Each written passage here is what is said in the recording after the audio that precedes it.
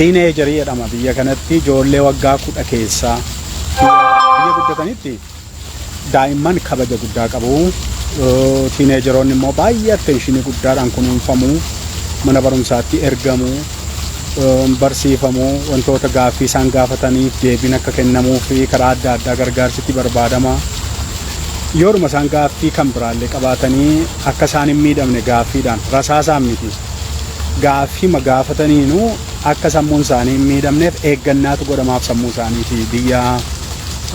baqaan keessa jiru kana keessatti daa'imman yeroo laallu biyya keenya keessatti daa'ima hin bilchaanne rasaasa itti roobsuun dogoggora guddaadha. Abiy Ahmed Ali, Shimallis Abdiisaa tikoota isin gaditti gadhiistanii yookiin loltoota sammuun hin yaanne qawwee harkatti baatan, abidda harkatti baatan daangaa biyyaa yookiin kabajaa biyyaa eegsisuutu hin taane lammii ofii daa'ima biqiltuu asii ol sichi barattee guddattee nama taati jedhamtu isayyuu addabaabayitti uummata ilaalchisaa rasaasaan ajjeesuun tokkoffaa mucaan du'e sunillee rasaasanaan obbaafatee hawaasni sun immoo sammuusaa keessaa waan hin baane keessa kaa'amee dhaloota dargaggoota ijoollota guddataa jiruuf immoo kun biyyi sun biyya akkamii akka taate biyya dhaloota nyaatu biyya daa'imman nyaatu ta'uu yeroo guddatan kana barsiisuu kana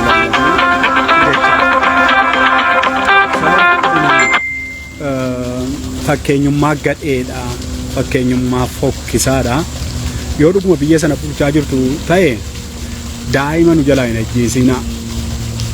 Daa'imni kun hireen ishee bor hin beekamu lafa geessu. Dargaggoon irra du'e kuni daangaa jedhamu kuni duutii Oromoo keessatti egaa amma gabaafamuuyyuu dhaabameera miti amma miidiyaanis dhaabeera hundumtuu dhaabeera amma maaliif lakkoofsaanis ittiin ba'amu waan ta'eef maqaa himanii fixuunis hin danda'amu waan ta'eef duutii Oromiyaa keessaa keessumaa duutii Wallagga keessa jiru miidiyaatti hin dhufu. Har'a garuu ifuma ifatti bakkeerra dhaabaniitu mucaa wallaalaa waggaa 10 keessa jiru rasaasaan ajjeesuun dogoggora guddaadha. Dhaloota ajjeesuun gatii nama kaffalchiisa. Waaqa biraas gatii nama kaffalchiisa jedheen yaada. Dhiisaa waan akkasiin godhinaa jedhee isin hin gaafadhu. Sababiin isaa dhiisuu hin dandeessani. Dhiigaan jiraattu waan ta'eef dhiiga qulqullootaa kana dhangalaasuudhaan seexanni sun biyya bulcha waan ta'eef seexanni sun yoo dhiiga daa'imman Oromoo akka kana dhangalaatuu fi rasaasaan reebamtu hin argatu yoo ta'e biyya sana eeyyamee akkasiin bulchitaniin taasisu waan ta'eef dhiisaa isiniin jechuu hin danda'u. Waaqayyo inni dhaloota kana uume, inni dargaggoota kana uume, inni daa'imman kana uume garuu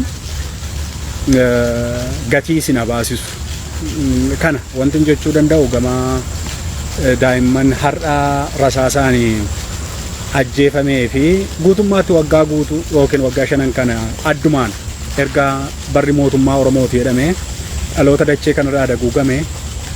dachee Oromiyaarraa daguugame kana waaqumti dubbatu. Maaliif ijoolleen kun eessa akka geessu utuma badii qabaatte badii ijoolleen kun qabdi jedhamu yoo baay'ate ilaalcha isheen itti yaadaa jirtutu kan keessanirraa adda ta'e sila garaagarummaan ilaalchaa in kabajama ture biyya guddatan keessatti guddina fida waan ta'eef biyya sana keessatti garuu akka ati yaaddutti daa'imni yaadu yoo ta'e daa'imni lafa adeemaa jiru kun rasaasa dhuga jechaadha. Qabamee barsiifamatu hin taane yookaan hin gorfamatu hin taane rasaasa amma keessuma baame guyyaama bakkeetti rasaasa itti naquutu du'a meeqadha beeka. Tokko namni dhaabatee ilaalu kunis meeqa du'e lammata mucaan inni du'e lubbuusaa yeroo sana obbaafate inni isayyuu wayya. Isa hafee haadha abbaa obbolaa fira mucaa sanaa akkuma kana immoo warra mucaa sana siriyyuu hin beekne warra akka koon beeku yookiin fira dhiigaa miti Oromoodha dhiiga kooti karaa sanaa warra akkasii keessatti waa'ee mootummaa sanaa haaloo nuti dagachuu hin dandeenye uume jechaadha. Kanaaf nama ajjeesuun mootummaa sanaafis gaarii miti. Ajjeesuun mo'amuudha jechaa aangoo qabattanii yoos mo'amtaniitu. wanta irratti dubbatan jecha biraa hin qabamu garatti kun amma analysiisiin barbaadu yookaan xiinxala siyaasaa kan biraa nama barbaachisu amma kuni lubbuu ajjeesaa jirtu duuti akaakuu baay'ee qabdi isa kana Oromiyaa ajjeesaa jirtu addumaan immoo godinaalee akka Wallaggaa taargeetii gootanii dhalootichuma akka inni jaarraa itti aanuuf olin kaanetti ajjeesaa jirtu ajjeechaa jalqabaa kan isin gootan akka inni hin baranne gootanii sun ajjeechaa jalqabaati daa'imman rasaasa dhugaa jirtu kun waggaa 5 darbeef mana barumsaa dhanne sababiinsa mana barumsaa keessa loltoota keessantu kursii yookiin waan irra taa'an caccabsanii qoraan godhatanii itti bisheeffatanii mana barumsaa immoo kaampii waraanaa godhatanii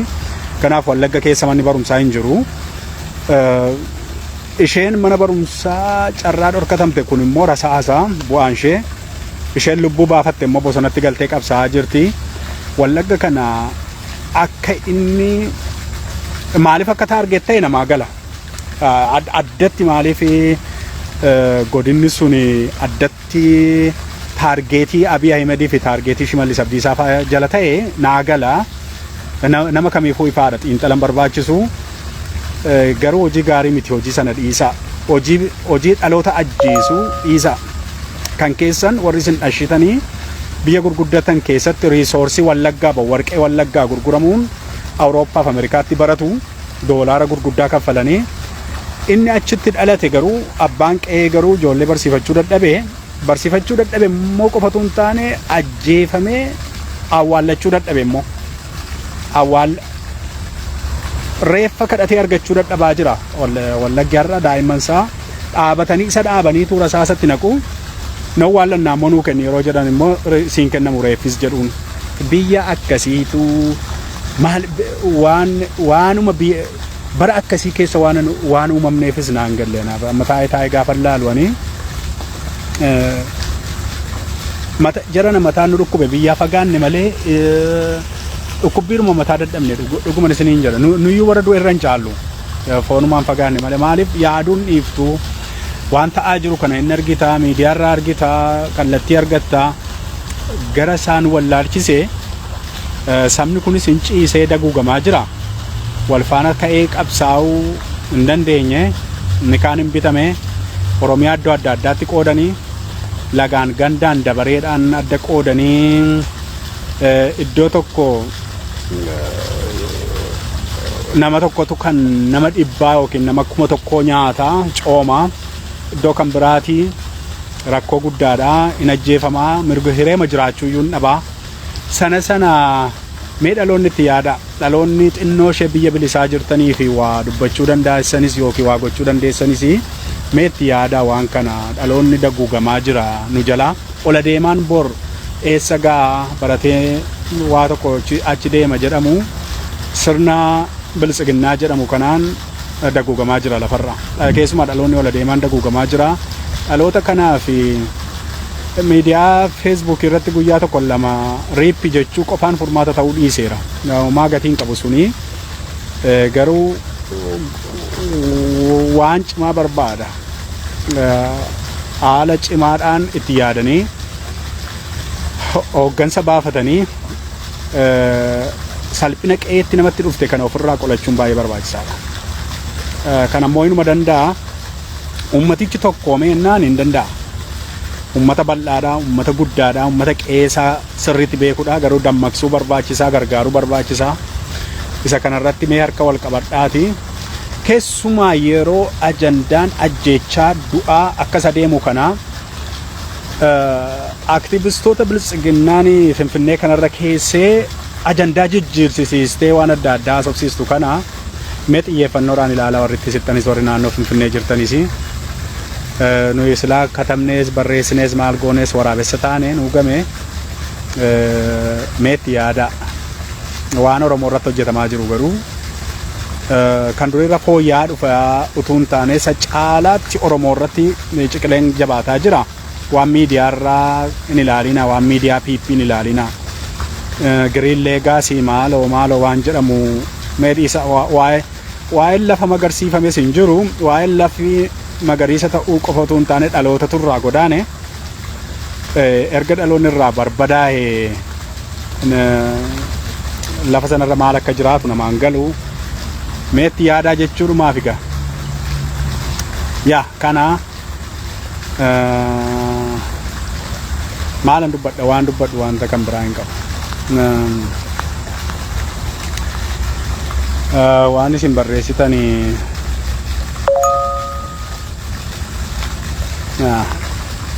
inuman ilaala ulfaadha fayyaa ta'a waan an hojjetaa jiru aduun karkarfataa jira minaafi maal akkoon qabu gama kootiin ani du'a ooleera ani maalin ta'e yani baqataa ta'uyyuu dabeessa ta'uyyuu ani du'a ooleera hireedhuma kanan na mudata ture tuun biyya jiraadhees yookiin hiree har'a daangaa mudateetu na mudataa yookaan immoo yoon garaa kootti goree immoo waan arge akka jaldeessaa nyaadhee dhugee dhaloota gurgure immoo ministeeran ta'a yookiin immoo yoona biyyan bulchayyuu ta'a. Sana immoo abjuu koo waan hin taaneefi waaqni jalaana baaseen barbaadus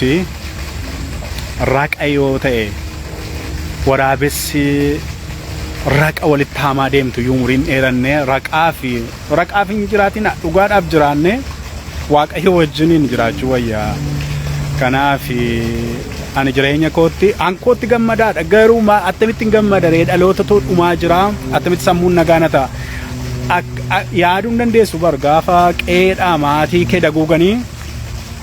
ammoo biyya lafaa kanarra immoo kanatti ittiin sochootu mataadha miilla fayyisaa leellisaa miti kanatti ittiin biyya lafaarra deemtu yaaddeetu sammuudhaan hojjettee sammuudhaan xiinxaltee sammuudhaan barattee sammuudhaan sirna fooyyessitee waan adda addaa hojjetta sammuun nu dhibame jiran biyya alaa kana keessa kan jiru baqataan faca'ee jiru baay'eensaa inni waa xiqqoo waa'ee quuqama sabaa qabu miidhameera sammuunsaa hojii ala ta'eera tarii isin sooshaal miidiyaa irraa ilaaltu malee aktivistoonni baay'een warri baay'ee yaaddu isheen kan mana yaalaa deddeebi'aa jirti dhukkuba sammuu wannoo jette maraatuun ni jedhaman suni soba isinitti hin fakkaatina waldaa maraatota Oromoo addunyaan ijaaraa gaafan jedhu ani riisarchii koo hojjedheeni baay'een maraateera ala kana yoo jira ta'es sammuunsaa gadhiiseera hin jiru foontu bakkee deemaa kaampii warra dhukkubsatoota sammuu keessatti eegamaa jira. Anillee ammaaf galata waaqayyoo mana hospitaalichaas galeen ciifne garuu sammuun na nagaa miti maannaan sooshaal miidiyaa irraa yoon ba'eef nagaa ta'uu nan danda'a ta'uu baannaan garuu du'an argaa ajjeechaan argaa mana akkasiitu gubatee rashanamee daa'ima akkasii ajjeesaniin argaa sammuun akkamitti nagaasi ta'a. Kanaaf sammuun nagaa nu dhabee